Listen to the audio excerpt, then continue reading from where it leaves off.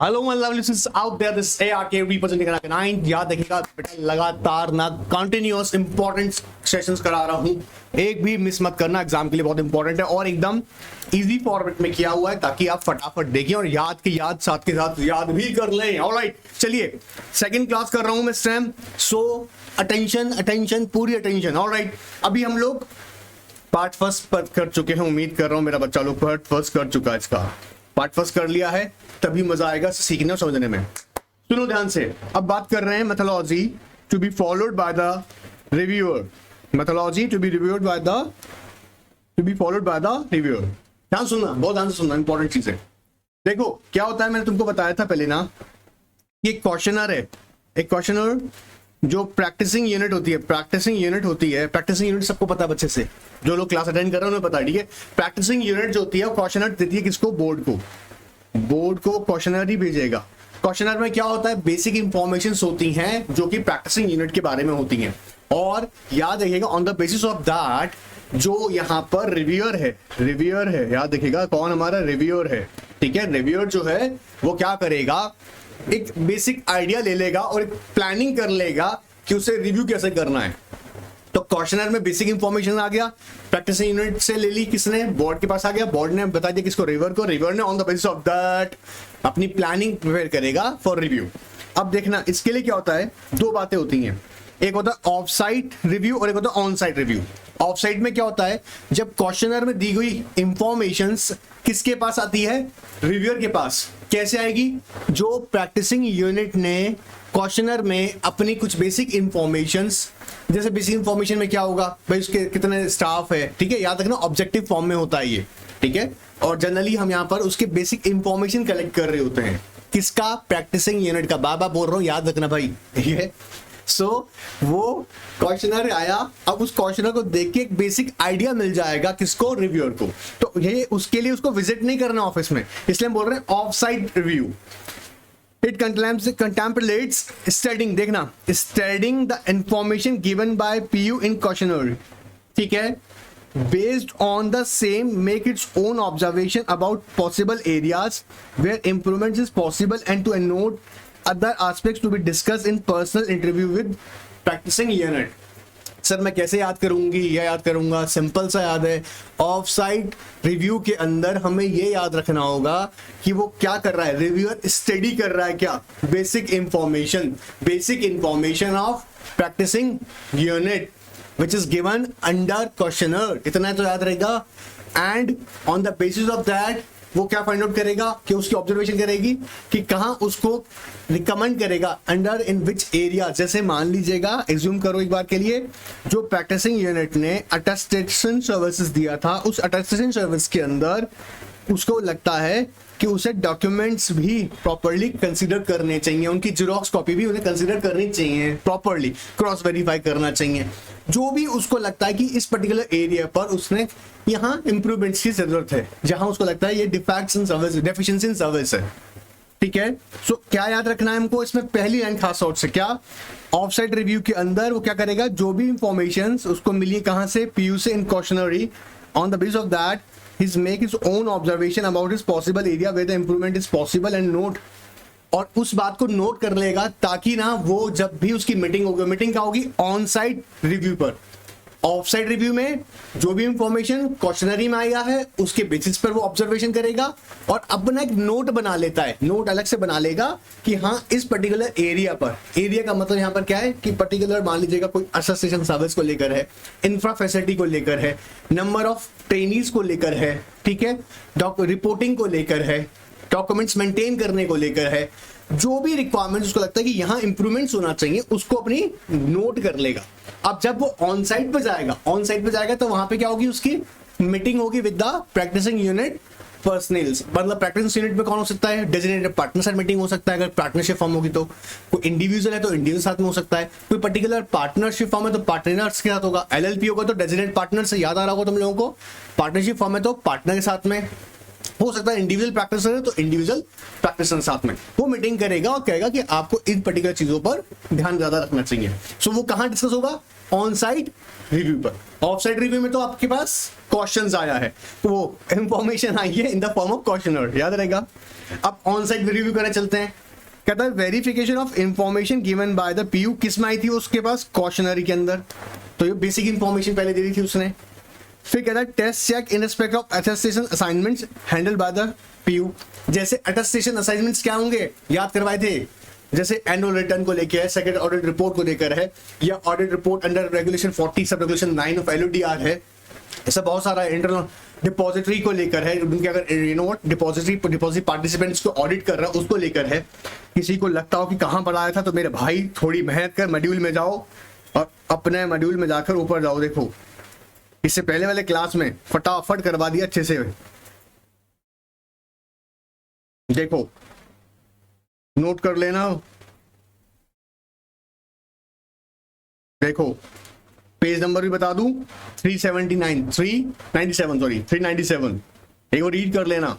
सो ये assessment services को लेके क्या करेगा, वो ऑब्जर्व करेगा प्रॉपरली कि भाई टेस्ट चेक, जिसे हम बोलते हैं टेस्ट चेक। तो वेरिफिकेशन ऑफ इंफॉर्मेशन, पहला पॉइंट याद रखेंगे, ऑन साइट रिव्यू में verification of information. Second test check, test check किसका, असेसेशन असाइनमेंट्स का, जो भी पीयू ले रही है। पीयू कौन है हमारी, कोई पीयू कौन है, प्रैक्टिसिंग यूनिट, याद रखना। And interaction with the staff and trainees of PU, alright, and calling for the records in respect of client maintained by the PU to verify whether the proper system and procedure have been followed। अभी calling for information का मतलब क्या है यहाँ पर, अगर उसको further required है इंफॉर्मेशन कि भाई क्लाइंट्स के बारे में उसको जानकारी चाहिए, एक्स्ट्रा चाहिए क्लाइंट्स के बारे में, मतलब जो क्लाइंट्स के रिकॉर्ड्स मेंटेन कर रहा है प्रॉपर्ली, उसके लिए वो फर्दर इंफॉर्मेशन भी मांग सकता है। वो कब होगा, ऑन साइट रिव्यू पे। तो दो तरह का रिव्यू याद रखिएगा, ऑफ साइट जो कि कंप्लीटली बेस्ड होगा information which is provided under questionnaire by the PU, याद रखिएगा। On the basis of that he will observe करेगा और he will find out the areas which where the improvements is required, उसको कहां discuss करेगा, on site review पर। On site में क्या करेगा, वेरिफिकेशन ऑफ इंफॉर्मेशन, जो आपने मुझे इंफॉर्मेशन दी थी क्वेश्चनर में, मैं उसको वेरीफाई करूंगा कि ऐसा है नहीं है। दूसरा टेस्ट चेक, टेस्ट चेक किसका करेगा, अटेस्टेशन असाइनमेंट्स का, जो पीयू हैंडल कर रही है। तीसरा interaction with the staffs and trainees, alright, and next fourth one is calling for further clarification और इंफॉर्मेशंस, याद रहेगा। अब देखो फिर आता है कि compliance with peer review guidelines, ये मैंडेटरी है। जो भी पीयर रिव्यू किए जाएंगे, वो जो ICSI की काउंसिल है बेसिकली वो उसकी गाइडलाइंस सजेस्ट करती है, ठीक है, मतलब करती, बार बार नहीं करते, टाइम टाइम चेंजेस करती है, लेकिन वो ऑलरेडी इन फ्रेम्ड रूल्स हैं उसके लिए क्या है, कह रहा है ये एक इंपॉर्टेंट चीज है, वो ये है, सर मेरे को छोटा बता दो, लो यहाँ पे लिख दिया एकदम शॉर्ट में मतलब एग्जाम में है तो एज इट इज लिख के आओगे, मार्क्स मिलेगा, याद रखना। कहता है कि ऑब्लिगेशन ऑफ प्रैक्टिसिंग यूनिट क्या, जब पीर रिव्यू हो रहा होगा, एग्जाम में आ सकता है क्वेश्चन की क्या क्या ऑब्लिगेशन बनते हैं। तो पहला ऑब्लिगेशन याद रखेंगे, पहला क्या है, give access to the record और डॉक्यूमेंट्स। भाई जब रिव्यूअर रिव्यू करेगा तो ये पीयू का, प्रैक्टिसिंग यूनिट की ऑब्लिगेशन बनती है कि वो उसको एक्सेस दे टू रिकॉर्ड्स और डॉक्यूमेंट्स, पहला क्या रखेंगे यार, to give access to records और documents which contains or likely to contain the information relevant for the peer review। क्या कह रहा है, which contains or likely to contain relevant for the peer review, क्या चीज, इंफॉर्मेशन, खास तौर से क्या रहेगा भाई, देखो कमिटी सेक्रेटरी का रोल मेन क्या है, असिस्टेशन सर्विसेज, जो ऑडिट सर्विसेज वो दे रहा है, वो क्या प्रॉपरली, मेरा वर्ड चाहे रट्टा मार लो बुद्धि में, याद रखना उसका मेन पर्पस क्या है, ध्यान से सुनना। मेन पर्पस पीयर रिव्यू का क्या है कि टेक्निकल जो स्टैंडर्ड्स हैं, क्या कह रहे हैं, टेक्निकल स्टैंडर्ड्स जो हैं, और टेक्निकल स्टैंडर्ड्स मैंने पहले बता दिया, जो काउंसिल ऑफ ICSI ने रेफर किए हुए, जैसे हमारे लिए कंपनी सेक्रेटरी ऑडिटिंग स्टैंडर्ड्स हैं, क्या वो फॉलो किए जा रहे हैं, नहीं किए जा रहे हैं। इसके अलावा ICSI का काउंसिल जो है, जो गाइडलाइंस और नोट्स इशू करता रहता है टाइम कंप्लायंसेस के लिए। और टेक्निकल स्टैंडर्ड्स क्या होंगे, जो रूल्स या रेगुलेटरी रिक्वायरमेंट, जो स्टैट्यूटरी रिक्वायरमेंट्स हैं, उसे फॉलो कर रहा है नहीं कर रहा। तो यही तो मेन मकसद है कि जो वो रिकॉर्ड, आप समझो भाई पीयू का ऑब्लिगेशन है एसेस देना, किसको, रिकॉर्ड्स को, डॉक्यूमेंट्स को। वो जो रिकॉर्ड्स डॉक्यूमेंट्स हैं वो क्या बता रहे हैं, जो वर्किंग परफॉर्मेंस जो प्रोफेशनल ने अपनी वर्किंग करी है, परफॉर्मेंस करी है इमीडिएट प्रीसीडिंग फाइनेंशियल ईयर में, वो क्या एज पर टेक्निकल स्टैंडर्ड्स है या नहीं, ये बात इंपॉर्टेंट है उसके लिए इंश्योर करना। इसलिए यहां पर पहली बात समझ में आ रही है, give access to record hot documents which contains or likely to contain information which is relevant for the peer review। पहला पॉइंट याद होगा एप्लीकेशन का। फिर दूसरे में आओ, if required by the reviewer give explanation। अब ये कब कह रहा है, कौन देगा, PU give explanation, practicing unit give explanation of further particulars in respect of such records, documents or information। क्या मतलब है सर इसका, जैसे मान लीजिएगा एनुअल रिटर्न को साइन किया, सर्टिफाइड किया, मान लीजिएगा कंपनी सेक्रेटरी इन प्रैक्टिस ने। अब इसको करने के पीछे क्या वो अंधा होकर काम किया था उसने, नहीं ना। इसके लिए क्या करा होगा, उससे उस क्लाइंट से उसके डॉक्यूमेंट्स मांगे होंगे, डॉक्यूमेंट्स वेरीफाई किए होंगे, क्रॉस चेक भी किए होंगे। आई होप ऑडिट वाला पे सारा पता है आप लोगों को। तो उसके लिए उसने स्पेशली एक क्लाइंट का, हम बोलते हैं वर्किंग पेपर्स, वो प्रिपेयर किए होंगे। वो वर्किंग पेपर्स यहाँ रखे जाएंगे। अब उन वर्किंग पेपर्स में अगर लगता है कि कोई एस्पेक्ट छूट रही है या क्लैरिफिकेशन चाहिए, तो रिव्यूअर प्रैक्टिसिंग यूनिट को बोलेगा। तो अगर जरूरत होगा तो फर्दर एक्सप्लेनेशन और डॉक्यूमेंट्स इंफॉर्मेशंस। टू याद होगा सिंपल सा, provide all assistance to reviewer, simple सा पॉइंट है भी कि भैया सारी क्वेश्चन देना पड़ेगा। ठीक है, असिस्टेंस का मतलब कि भाई वो बेचारा इंफॉर्मेशन के लिए यहां से वहां भटकता ना रहे, असिस्टेंस देना है। एक कॉम्प्लिकेटेड टेक्निकल एस्पेक्ट्स है, आपने क्या डॉक्यूमेंट कैसे मेंटेन किया वो उसको बताएं। Provide information in legible form and with the English translation if required. कोई डॉक्यूमेंट किसी और लैंग्वेज में है, जैसे कई बार क्लाइंट्स डील करते हैं, कोई आपका इंटरनेशनल लेवल पे कोई क्लाइंट है, उसने आपको जो इंफॉर्मेशन दे रखा है वो उसकी खुद की होम कंट्री में है, लाइक फ्रेंच में है, जापानीज में है, चाइनीज में है। ठीक है, होता है ऐसा, बता दें पहले ही। उम्मीद कर रहा हूँ तुम भी आने वाले टाइम में इस लेवल पे प्रैक्टिस करो। So what I am saying कि उसको पहली बात यहाँ क्या करना पड़ेगा, एक तो लेजिबल फॉर्म में अगर रिक्वायर्ड होगा, प्लस उसकी English translation. And PU allowed to reviewer to inspect, examine, abstract क्या करना है, abstract from the engagement records, कि जो भी इंफॉर्मेशन उसके एंगेजमेंट रिकॉर्ड्स में, जो भी उसने एंगेजमेंट्स ली होंगी। एंगेजमेंट समझ में आ रहा है ना, एंगेजमेंट समझ में आ रहा है, लेटेस्ट पढ़ा है यार, ऑडिट एंगेजमेंट चैप्टर नंबर 12 पूरा बुद्धि में बैठा रखा है, उम्मीद कर रहा हूँ याद होगा तुम लोगों को। PU allow the reviewer to inspect, examine, abstract from the engagement records। भैया ये उसको अलाउ करेगा। अब ये क्वेश्चन है ना, अपने आप में ही 4-5 नंबर के लिए इजीली बन जाता है। ठीक है, याद रहेगा ये बात भी, उम्मीद कर रहा हूं। इसमें कोई डाउट हो पूछना, स्क्रीनशॉट लो भाई फटाफट से, टाइम नहीं है, जल्दी करना है बहुत कुछ। चलो आओ, चलो चलो चलो चलो चलो चलो चलो चलो चलो चलो। तो सर ये हो गया जी, हाँ जी, ये मैंने समराइज फॉर्मेट में आपके लिए यहाँ बना के रख दिया था। आइए अब आगे देखते हैं। अब आता है क्वेश्चन, छोटा सा क्वेश्चन बन सकता है सब क्वेश्चन के लिए। कॉस्ट ऑफ पीर रिव्यू, मान लीजिएगा सेबी या कोई गवर्नमेंट अथॉरिटी रेगुलेटर कह रहा है कि इस पर्टिकुलर फर्म का पीर रिव्यू करवाइएगा। किसको कहा होगा, बोर्ड को। जो यहां पर पीर रिव्यू है, पीर रिव्यू है, ध्यान से सुनते जाना मेरा बच्चा, ध्यान सुनते जाना। पीर रिव्यू जो हो रहा है, इस पीर रिव्यू के अंदर ध्यान से सुनना है, बहुत ध्यान से, एक बार में याद हो जाएगा। पीर रिव्यू जो है, इसके लिए एक बोर्ड होती है, पीर रिव्यू बोर्ड, क्या बोलते हैं, पीर रिव्यू बोर्ड ऑफ ICSI। ठीक है, ठीक है सर। अब मान लीजिएगा, हम मान लेते हैं ABN एसोसिएट्स, ये एक प्रैक्टिसिंग कंपनी सेक्रेटरी की फर्म है जी। ठीक है, मान लो एक बार के लिए मिनिस्ट्री ऑफ कॉर्पोरेट अफेयर्स ने बोर्ड को कहा कि ABCN एसोसिएट्स का पीर रिव्यू करवाइएगा। क्या, 1, 2 और 3, मतलब MCA ने कहा भाई पीर रिव्यू करेगा। तो सर अब बात आती है कॉस्ट की, सर इसका खर्चा कौन भरेगा, बेटा फर्म भरेगी जिसका पीर रिव्यू करवाया जा रहा है, तो प्रैक्टिसिंग यूनिट देगी। पहली बात समझ में आ गया, ठीक है। दूसरी बात, मान लीजिएगा एक कंपनी है जिसके ये प्रैक्टिसिंग कंपनी सेक्रेटरी हैं। ठीक है, मतलब उसके ये सेक्रेटरियल ऑडिटर, मतलब क्या हो गया, सेक्रेटरियल ऑडिटर।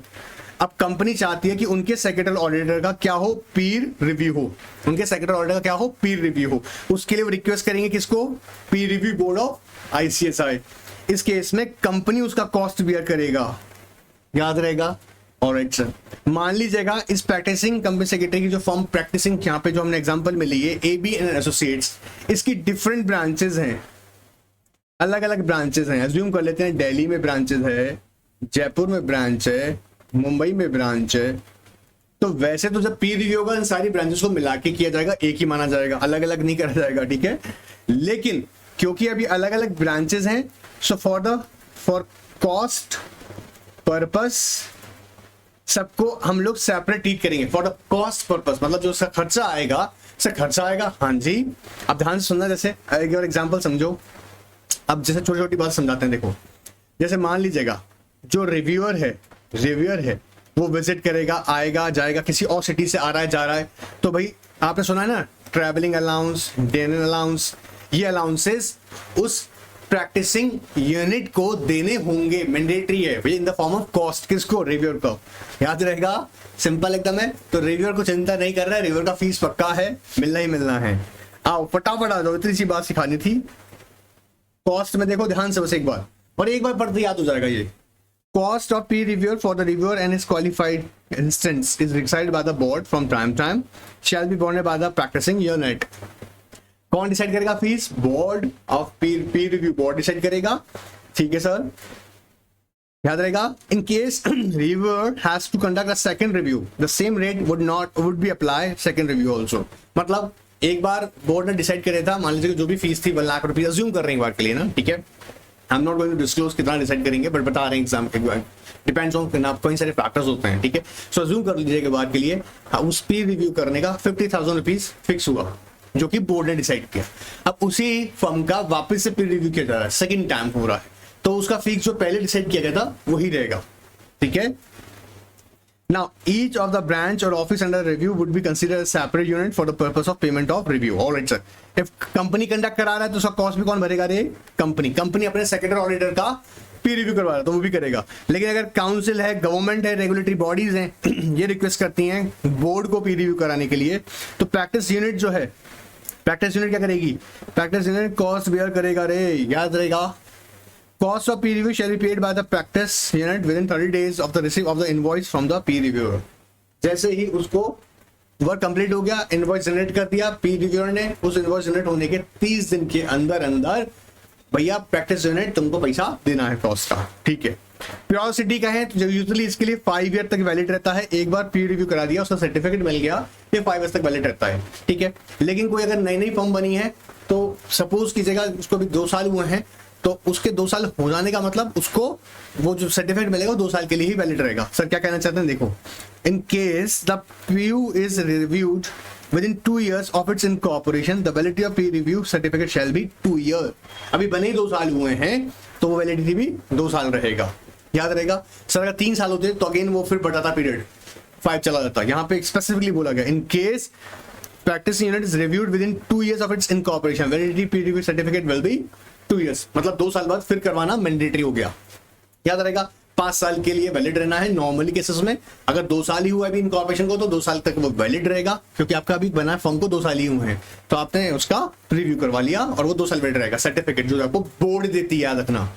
अच्छा, इसके अलावा एक बात याद रखना, ये जो प्रैक्टिस यूनिट्स हैं ये चाहे तो उससे 5 साल तक वेट करना जरूरी नहीं है भाई, चाहे तो नोट उससे पहले भी रिव्यू करवा सकते हैं। रिव्यू फ्रेमवर्क की बात करें, essential peer review entails a review of attestation engagement records and related financial and other statements to ascertain whether the practice adhering the technical standards. इसलिए बुद्धि में रट के बैठा लो, मेन मकसद तो यही है इसका कि आप मान लीजिएगा कोई भी अटेस्टेशन एंगेजमेंट ले रहे हैं, अटेस्टेशन एंगेजमेंट में जैसे मैंने अभी कहा एनुअल रिटर्न्स हैं, सेक्रेटरी ऑडिट आप कर रहे हैं, ठीक, एग्जांपल दे रहे हैं थोड़े बहुत ही ताकि आपको याद रहे। सो आप ये देखा जाएगा कि ये जो प्रैक्टिस यूनिट है ये टेक्निकल स्टैंडर्ड्स फॉलो करती है नहीं करती है, ये इंपॉर्टेंट उसका पर्पस है, याद रहेगा। रिपोर्टिंग की बात करें, फाइनल एक बात याद रखिएगा, जब भी मैं आपको बता रहा हूं बहुत चीजें इसमें ऐसी है ना जो आप सब सुन के याद करेंगे, इसमें कुछ जगह तो क्वेश्चन भी नहीं बनेगा, सिर्फ समझना है, ठीक है। तो सुन लीजिएगा क्योंकि आपके काम की चीज है, सुनिए ध्यान से। देखिए अब जो होगा, रिव्यूअर ने रिव्यू कर लिया, फाइनल रिपोर्ट तैयार कर लिया, फाइनल रिपोर्ट को कम्युनिकेट करता है ये बोर्ड को, बट बोर्ड को कम्युनिकेट करने से पहले ये उस रिपोर्ट को किसको देगा? प्रैक्टिसिंग यूनिट को, ठीक है। अब प्रैक्टिसिंग यूनिट क्या करेगी? उसको एक बार चेक कर लेगी और उसको लगता है कि कुछ नेसेसरी चेंजेस रिक्वायर्ड है और वो रिलेवेंट चेंजेस हैं तो वो उसे कंसीडर करेगा कौन? रिव्यू, एंड देन उसको सबमिट करेंगे बोर्ड को। बात समझ में आ रहा है? इसमें 2 इंपॉर्टेंट बातें मैंने इससे पहले वाले सेशन में समझाई हैं आपको कि अगर पीर रिव्यू करने के बाद में लंबा लगता है, रिव्यूअर को लगता है नॉन कंप्लायंसेस हैं बहुत सारे यहाँ पर, तो उस बात की रिपोर्ट प्रिपेयर करके भी वो सबमिट करेगा किसको, बोर्ड को। लेकिन अगर कोई चीज ऐसी है जिसको इंप्रूव कर सकता है और उसने फर्म ने इंप्रूव किया भी है, प्रैक्टिस यूनिट ने इंप्रूव किया भी है, तो ड्यूरेशन मिल जाती है बीच में कि अगर आप फाइनल रिपोर्ट डायरेक्टली सबमिट कर रहे हो बोर्ड को, उससे पहले इसलिए आप किसको बताओ, प्रैक्टिस यूनिट को। प्रैक्टिस यूनिट अगर उसको चेंजेस कर लेती है और उसके रिकॉर्ड में मेंटेन कर लेता है तो ऑफकोर्स फिर उसको इंटीमेट करेगा फाइनल रिपोर्ट किसको, बोर्ड को। आओ देखते हैं। Central element of peer review is the assessment, that is professional judgement by the peers. Guidelines for peer review contains a provision for report of peer reviewer. It has been provided that at the end of the on-site review, reviewer shall, before making his report to the board, communicate the preliminary report to the practice unit. याद रहेगा, reviewer shall report on the areas where the system and procedure has been found to be deficient or where he has noticed non-compliance with reference to any other matters. In arriving at this conclusion, reviewer shall be expected to examine the materiality of the non-compliance and deficiency, number of occasions when such non-compliance has noticed, and its overall impact on quality of assistance services rendered by the PO। क्योंकि main मकसद क्या है report के अंदर बताने का कि आपके देखो कहाँ इंप्रूवमेंट की जरूरत है और कहाँ आपके यहाँ पर मेजर नॉन कंप्लायंसेस हैं जो आपको ध्यान रखने चाहिए, या हम बोल सकते हैं कहीं ना कहीं जो वर्ड यूज करते हैं डेफिशिएंट है, ठीक है, डेफिशिएंसी है आपके सर्विसेज में। क्वेश्चनरी हमने ऑलरेडी डिस्कस कर लिया है, मैं just I simply suggest you need to read it. Questionnaire में जैसे मैंने कहा कि बेसिक इंफॉर्मेशंस सेंड की जाती हैं by the practising unit to the board, और इसमें बेसिकली बेसिक जो ऑब्जेक्टिव टाइप क्वेश्चंस होते हैं, यस एंड नो, या कोई ऐसा कोई पर्टिकुलर प्रोविजन है जो कि आप पे एप्लीकेबल नहीं हो तो आप उसको बताएंगे नॉट एप्लीकेबल। तो याद रखिएगा जो क्वेश्चनर है बेसिकली ये सेंड किया जाता है by the peer review board to the practice unit. Practice unit इसे देखती है और रिसीव करने के 15 दिन के अंदर अंदर इसको फिलअप करके वापस से बोर्ड को भेज देती है। बोर्ड इस क्वेश्चनर को रिव्यूअर को बताता है, याद रखिएगा, reviewer on the basis of that अपनी, याद रखिएगा, ऑफ साइट रिव्यू प्रिपेयर करता है। ऑफ साइट रिव्यू में समझ में आ गया कि वो देखता है क्या इंफॉर्मेशन है पीयू के बारे में, और फिर वो देखता है कौन से एरियाज है जहां पे इंप्रूवमेंट्स की जरूरत होगी according to information as provided in the question note. So I just simply suggest इसको रीड करना एक बार बस। रिव्यू प्रोसेस की बात करें, दो तरह के प्रोसेस हमने थॉरली बता रखे हैं, मैं तुमको इसको बहुत हल्का करने वाला हूं, चिंता ना करो। देखो अभी बताते हैं। कहता है कि तो प्लानिंग स्टेज आएगी जहां पर क्या होगा कि भाई हम इंटीमेशन भेजेंगे किसको, पीयू को, पीयू भाई ऐसा है, तुम्हें सूचना दी जाती है, सुनो ध्यान से, बोर्ड जो पीयर रिव्यू है वो किसको बोलेगी, एक इंटीमेशन भेजेगी किसको, प्रैक्टिस यूनिट को, कि आपका पीयर रिव्यू करवाया जाएगा। बोले ठीक है सर। साथ के साथ 3 रिवर्स के नेम भेजेगी, पैनल ऑफ 3 रिवर्स का नेम भी सजेस्ट करेगा। फिर याद रखिएगा यहाँ पर जो प्रैक्टिसिंग यूनिट है वो बताएगी कि भैया मुझे ये पर्टिकुलर रिव्यू आप दे दीजिएगा, ये रिव्यूअर हम लोग हमारा पीयर रिव्यू करने तैयार हैं हम लोग इससे। तो जो उसका नेम सजेस्ट करेगा, याद रखिएगा, बोर्ड, उसमें से किसी एक को ऑप्ट आउट करना है प्रैक्टिस यूनिट को। फिर प्रैक्टिस यूनिट उस पर्टिकुलर रिव्यूअर को इंटीमेट करेगा कि सर आप सेलेक्ट हो गए, तो आप इसे, आप चाहेंगे कि आप इसे अपॉइंटमेंट को एज अ पीयर रिव्यूअर आप चाहें इस असाइनमेंट को लेना, तो वो एक्सेप्ट या रिजेक्ट कर सकता है कौन, रिव्यूअर। याद रहेगा, बहुत सिंपल से बात है। प्लानिंग स्टेज में देखेंगे हम लोग, फिर हम लोग एग्जीक्यूशन में जाएंगे, फिर selection of attendance services, review records and preparation, मतलब सारा कुछ बताने वाला हूं, चिंता मत करो भी। तो सबसे पहले हम लोग जा रहे हैं प्रिपरेशन स्टेज पे, ठीक है। अब देखो प्रिपरेशन स्टेज के बाद बहुत कुछ पढ़ने को है। सर मैं कैसे याद करूंगा, चिंता ना करो, इसका मैं तुम्हें एक तरीका बताऊंगा। पहले तो मैं तुम्हें बता दूं कि प्रिपरेशन स्टेज इंपॉर्टेंट थी, इसलिए इसको अलग से रेडी किया हुआ है। इसको हम फटाफट से भी समझते हैं। देखो अब सबसे पहला काम जो प्रिपरेशन स्टेज में होगा, ध्यान से रखना, इसलिए करवा रहा हूं क्योंकि ये वाला एग्जाम के लिए बन सकता है, पहले से कर लेते हैं। फिर एक और इंपॉर्टेंट क्वेश्चन है वो भी करेंगे सॉलाइट इस सेशन के अंदर। सबसे पहले क्या रही, प्रिपरेशन स्टेज, ध्यान सुनना, एक बार में याद हो जाएगा, सुन लो ध्यान से सुन लो, यहां तक पहुंच जाए, बुद्धि में पहुंच जाएगा। देखो, intimate to practising unit about the peer review, कौन इंटीमेट करेगा, बोर्ड करेगा। कौन बोर्ड है, याद हो गया होगा। PU send questionnaire to the board within 15 days. जैसे ही एक नोटिस आएगा बोर्ड से और उसके साथ में क्वेश्चनर आएगा, वहां पर प्रैक्टिसिंग यूनिट 15 दिन के अंदर क्वेश्चनर फिलअप करके बोर्ड को भेज देगा। क्वेश्चनर विल हेल्प, यहां पे हेल्प रह गया लिखना, help in planning of review. जी हाँ, क्या होता है, मैंने जैसे बताया आपको, जो रिव्यूअर है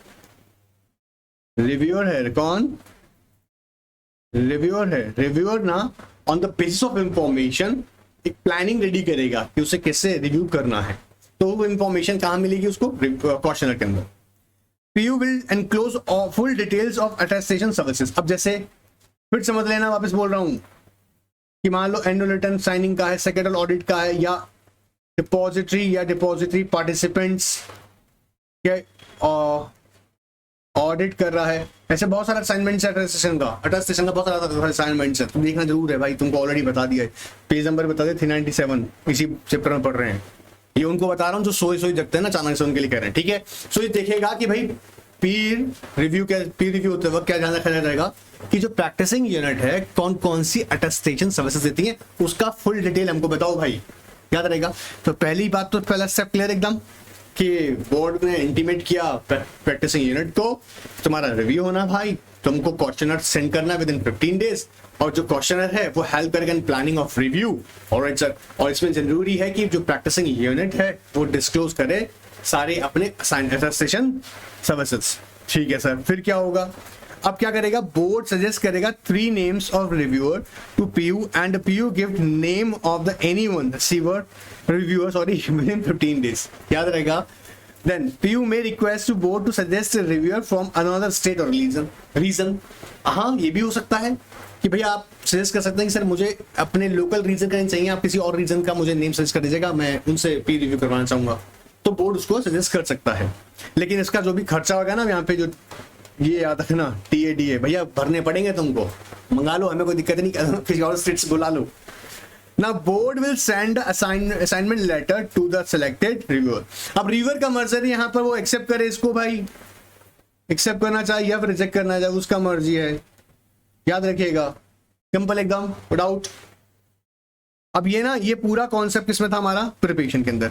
फिर ऐसे ही हम लोग आगे जाएंगे, हमारा प्लानिंग स्टार्ट हो जाएगा, फिर हमारा एग्जीक्यूशन स्टार्ट हो जाएगा। सर मैं कैसे पढ़ूंगा?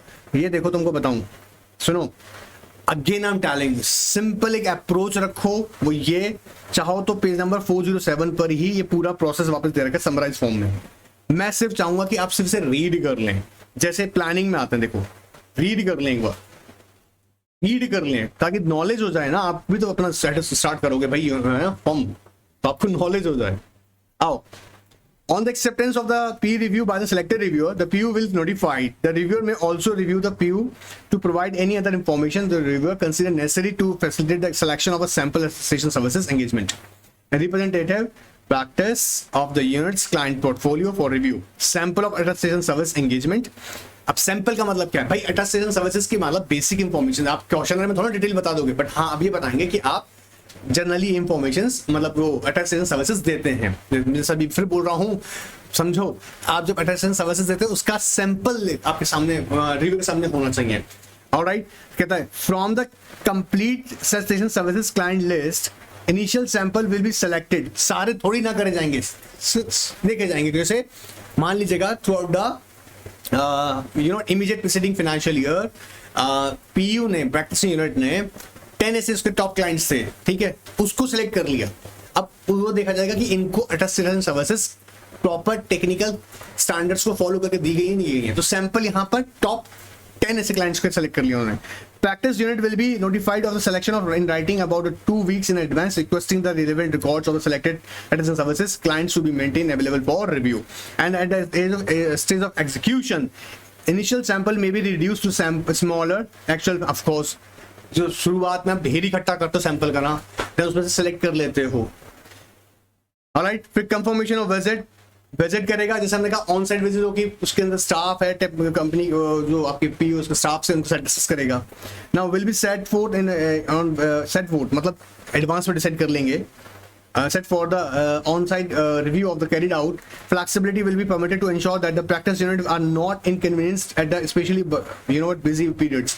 अब जैसे मान लीजिएगा ऑडिट टाइम चल रहा है, सेक्रेटरी ऑडिट टाइम चल रहा है, एक्सेसिव काम बड़ा हुआ है आपका, उस टाइम नहीं है कि पता लगा आपने और उस टाइम में आप पहुंच के पी रिव्यू करने के लिए, उस टाइम नहीं किया जाएगा, ठीक है। जैसे सितंबर का मंथ में बड़ा काम रहता है, उस समय थोड़ा अवॉइड करेंगे। अच्छा, ये भी इंपॉर्टेंट चीज है कि रिव्यू चलता ही रहेगा, नहीं 60 डेज में कंप्लीट कर देना है पी रिव्यू को। कितना दिन में? 60 डेज के अंदर। ऑलराइट, एग्जीक्यूशन में अब जैसे यहाँ पे 2 बातें हैं, on site review, initial meeting with staff and compliance review general control. On site review अभी हम डिस्कस किया था, जैसे ऑफ साइट रिव्यू, वैसे ही हमारे यहाँ पे हम डिस्कस करते हैं of site and on site. ऐसी ऑन साइट में भी क्या रहेगा, peer review visits the at the practice unit head office or officially noted recorded place of the office. Complete on-site review of the practice unit may take one or more of the full day depending upon the size of the practice unit and scope of the peer review. Right, सिर्फ यहाँ पे visit करना है office पे और head office पे। फिर meeting with the जो क्योंकि मेनली जो है इंफॉर्मेशन वो आपको देखना यहाँ पर क्या है कि जो पीर रिव्यू में एजेंडा, मतलब जो वर्किंग करनी है आपको ना, उसके लिए आपको मीटिंग करना जरूरी है विद द स्टाफ और trainings of the practice unit. Primary purpose of this meeting is to discuss the agenda of peer visit and confirm the accuracy of the responses given in the questionnaire. Description of system is questionnaire may not be fully explain all the relevant procedures, of course. Now, the reviewer should have full understanding of the system and be able to form the preliminary evaluation of its adequacy at the conclusion of the meeting. Then compliance of general, अब compliance review general control, sir इतना जल्दी जल्दी पढ़ा दिया sir आपने भाई। Again I am telling you, तुम्हें इसमें कोई क्वेरी रहता है मुझसे पूछना, बट मैं फिर बोल दूं कि सिर्फ रीड करने के पर्पज से कह रहा हूं और कोई टेक्निकल लैंग्वेज ऐसा नहीं आ रहा है। जैसे फॉलोइंग की control will be considered as a general control, जैसे independence of the PU, maintenance of professional skills and standards. भैया कैसे लोगों का maintenance professional skills and standards, outside consultation, staff supervision, development, office administration, ये generally हम किस में cover कर रहे हैं हमारे कंप्लायंस रिव्यू जनरल कंट्रोल। फिर और आसपास आएंगी, ऐसे ना ऐसे तुम्हारा बुद्धि खराब होगा। तुमको मैं बताऊं, सजेस्ट करूं सिंपल सा, यहाँ पे समराइज फॉर्म में दे रखा है। सर आपने ये क्यों नहीं पढ़ाया? सर इंपॉर्टेंट तो नहीं कहूंगा उसको मैं फिलहाल, इंपॉर्टेंट इसलिए नहीं कहूंगा कि तुम्हें सिर्फ और सिर्फ समराइज फॉर्म में रीड करना है। मैंने कहा तुम्हें प्रिपरेशन स्टेज, प्लानिंग स्टेज में वापस वही बात आ गया, देख लेना, रीड करोगे अभी दिखेगा। एग्जीक्यूशन ऑफ वही initial meeting, confirmation two of visits, जैसे हम ऑन साइट विजिट किया, फिर कंप्लायंस रिव्यू, जनरल वो independence, professional skills, outside consultation, staff, ठीक है। ऑलराइट सर,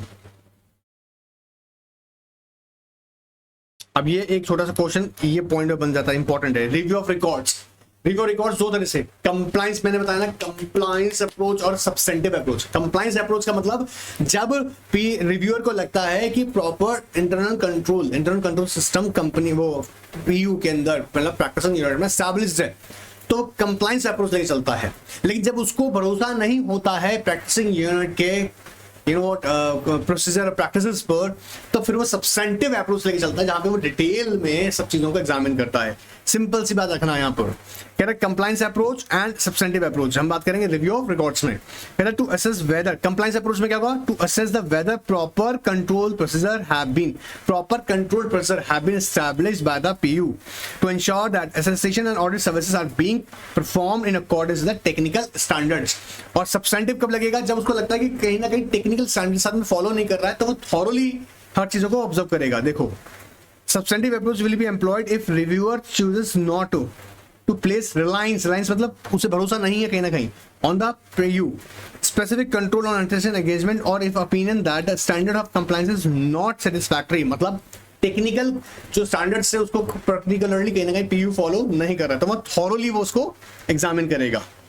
याद रहेगा, अब रिपोर्टिंग सब रीड करके जाना। Again I am telling you, read करना है एक बार, क्योंकि रिपोर्टिंग में भी क्या होगा, समझो तुमको अभी समझाया था, कोई बोलेगा सर बताया नहीं। अरे भाई अभी बताए थे कि पीर रिव्यूअर कम्युनिकेट करेगा पहले अपनी फाइनल रिपोर्ट किसको, प्रैक्टिसिंग यूनिट को, और उसमें सजेस्ट करेगा, और साथ साथ रिपोर्ट में क्या लिखा होता है खास तौर से वो ये बातें हाईलाइट करता है कि कहीं ना कहीं कोई नॉन कंप्लायंसेस हैं, और नॉन कंप्लायंसेस बेस किसी होंगे, मेटलिटी के ऊपर डिपेंड करते हैं, कहीं टेक्निकल स्टैंडर्ड्स को फॉलो नहीं किया गया है, या अटेस्टेशन सर्विसेज में कहीं ना कहीं जो क्वालिटी ऑफ प्रोफेशनल सर्विसेज होनी चाहिए वो नहीं है, या एरिया ऑफ इंप्रूवमेंट्स क्या क्या होने चाहिए वो सजेस्ट करेगा। उससे पहले वो रिपोर्ट किसको भेजेगा, तुमको बता दिया खूब बार मेरे बच्चा, पहले वो प्रैक्टिसिंग यूनिट को भेजेगा, और फिर वो याद रखिएगा वो सबमिट करेगा रिपोर्ट किसको, बोर्ड को, पीर रिव्यू बोर्ड को ऑफ आईसीएस। याद रहेगा, practicing unit shall make submission or representation in writing to the reviewer concerning the preliminary report of within 15 days from the date of the receipt of the preliminary report of the reviewer.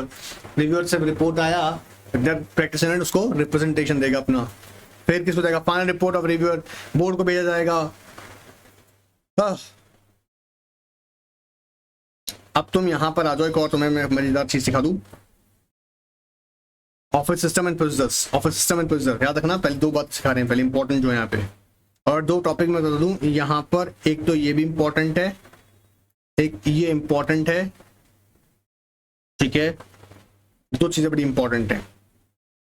जब हम बात कर रहे हैं office system and procedure, तो उसमें आप देखिएगा वो क्या चीज एग्जामिन करेंगे, रिव्यूअर के एग्जामिन करेगा, कहता है whether the PU have document management system office and procedure के अंदर। ये एग्जाम में आ रहा है कि क्वेश्चन ऐसे बन सकता है, देखो यहाँ पर आ रहा है, under the guidelines for peer review of assistance services by practicing company secretaries, the peer review is expected to examine the office system and procedure with regard to the compliance of accreditation services.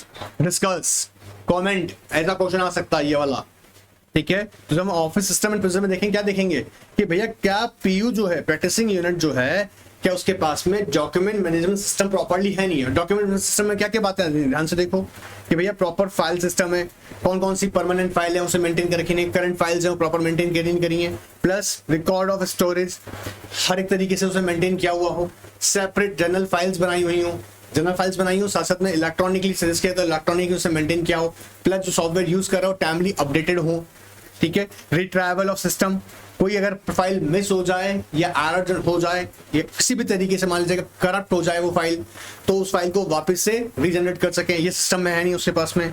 सो पहले क्या देखेगा कि PU के पास में क्या है, proper document management system है नहीं है, ठीक है। उसके लिए क्या देखेंगे मैनेजमेंट सिस्टम में, file system, record of course record storage and retrieval system.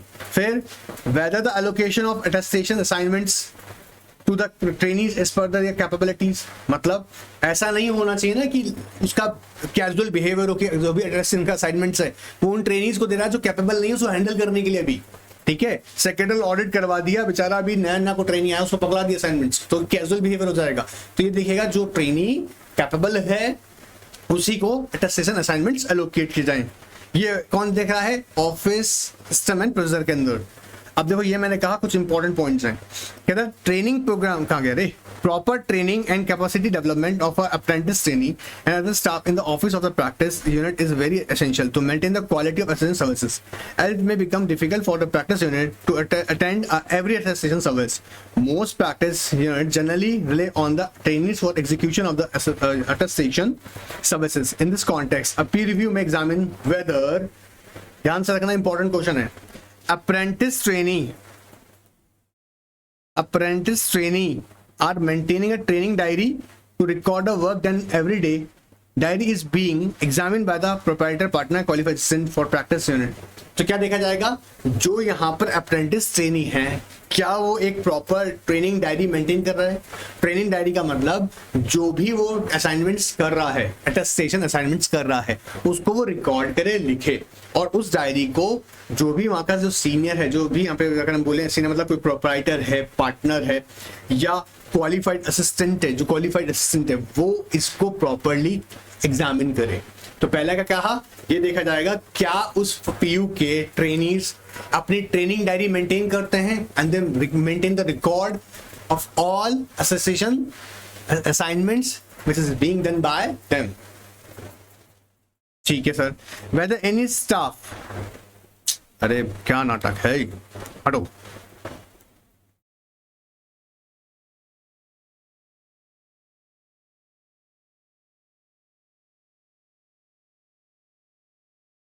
Just a minute.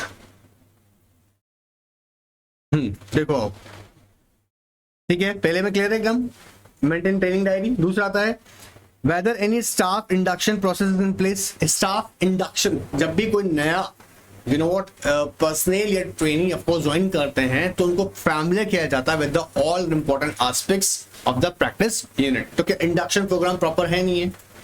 Whether staff are periodically encouraged to attend any training program or any capacity building program, including the in-house mechanism for their professional developments.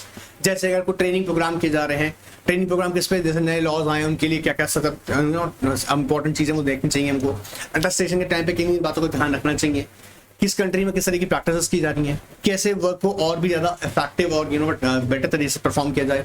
ICSI organise कर रहे हैं अगर कोई programmes, उसके ऊपर देखा जाए, है ना। सो ऐसे ट्रेनिंग प्रोग्राम्स को भी प्रॉपर्ली अटेंड करा नहीं कर रहा है, इसको प्रैक्टिकली उनको एनगेज किया जाए।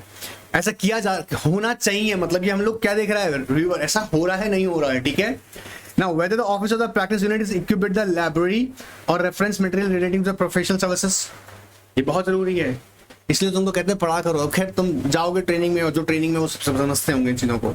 Now, overall decor appearances of the office of the practice unit is satisfactory, ठीक है, ऑफिस जैसा ही लगना चाहिए, ठीक है। Now, the list furnish above is only illustrative, of course और भी बहुत सारे एस्पेक्ट्स हैं। सो आई जस्ट सिंपली सजेस्ट, ये क्वेश्चन आ सकता है आपके लिए, खास तौर से ऑफिस सिस्टम एंड प्रोसीजर को लेके क्या क्या एस्पेक्ट्स कवर करेगा, पीर रिव्यू देखेगा, ठीक है। अब देखो यहाँ एक क्वेश्चन आता है कि अब सर हो गया झगड़ा किसका हो गया, समझो ध्यान से। कोई अगर डिस्प्यूट आ गया, राइज हो गया, डिस्प्यूट राइज होगा किसके बीच में, मान लो रिव्यूअर, ठीक है, रिव्यूअर आगे तो बोलो सर, अरे रिव्यूअर, झगड़ा हो गया रिव्यूअर के बीच में एंड प्रैक्टिसिंग यूनिट, किस बात को लेकर कि यार ये बात जो उन्होंने हमारी रिपोर्ट के अंदर लिखा है ये गलत लिखा है, ये हमारी इसका ऑब्जर्वेशन गलत है। अब सर क्या करें, तो इस मैटर को कहां भेजेंगे, जो हमारी बोर्ड है, बोर्ड ऑफ पीर रिव्यू, ठीक है। आओ देखो, refer to Pir review board with in 2 months from the occurrence of the issue of dispute. जैसे समझो जो प्रैक्टिसिंग यूनिट है वो कहीं ना कहीं सेटिस्फाइड नहीं है रिव्यूअर के ऑब्जर्वेशन से, एग्जामिनेशन से, याद रहेगा। और अब ऐसे मामले में वो क्या कहेगा कि ठीक है हम बोर्ड को बोलेंगे। बोर्ड को क्या बोलोगे, जब ये डिस्प्यूट अराइज हुआ उसके 2 months में, ठीक है, बोर्ड क्या करेगा, बोर्ड डिस्पोज ऑफ करेगा इस मैटर को विद इन 6 months, याद रहेगा, सिंपल सी बात है, ठीक है सर। फिर बोर्ड अपने डायरेक्शन इशू करेगा, डायरेक्शन किसको देगा, या तो हो सकता है प्रैक्टिसिंग यूनिट को बोलेगा या फिर रिव्यूअर को बोलेगा कि भाई मेरे ऑर्डर के साथ कंपाइल कर लो, जो बोर्ड ने डायरेक्शन दिया उस ऑर्डर को मानना पड़ेगा, कितने दिनों में, विद इन 30 days के अंदर। और इस बात की तुमने जो डायरेक्शन इशू किए हैं बोर्ड ने वो तुमने फॉलो किए नहीं किए, इस बात की रिपोर्ट करो कितना दिन में, 15 days के अंदर बोर्ड को। अब तुमको लगता है कि बोर्ड भी बदतमीज निकली, बोर्ड भी हमारी बात सुन नहीं रही है, तो फिर कहां जाऊं, तो कहता है काउंसिल के पास जाओ, वही 2 months के अंदर। Dissatisfaction with the board directions may refer the matter to the council of ICSI within 2 months। 2 minute का खेल था, याद हो गया वो, उम्मीद कर रहा हूं। क्या कह रहे हैं, पहले में कहा अगर डिस्प्यूट अराइज हो गया with in 2 months of the from the occurrence of such dispute, refer the matter to the board, peer review board of ICSI, ठीक है। फिर बोर्ड कंसीडर करेगा और अपना डायरेक्शन इशू करेगा, डायरेक्शंस के साथ कंपाइल करना विद इन 30 days में, चाहे वो प्रैक्टिस यूनिट को बोला गया हो या फिर रिव्यूअर को। इसके बारे में रिपोर्ट प्रिपेयर कीजिएगा, 15 days में आप उसको सेंड कीजिएगा। तो 30 days के अंदर तो आपको फॉलो करना है डायरेक्शंस को, और फिर फर्दर 15 days के अंदर आपको रिपोर्ट बतानी है बोर्ड को। बोर्ड से भी तुम खुश नहीं हो तो फिर कहां जाओगे, काउंसिल ऑफ आईसीएसआई। फिर वहां भी कुछ नहीं हो तो फिर कुछ नहीं हो सकता, फिर कुछ नहीं हो सकता, ठीक है। चलो फटाफट से यहाँ का क्लास कंप्लीट करो और उसके बाद में फिर नेक्स्ट सेशन के लिए तैयार रहो और टेस्ट सीरीज को मिस मत करो। Goodbye, take care.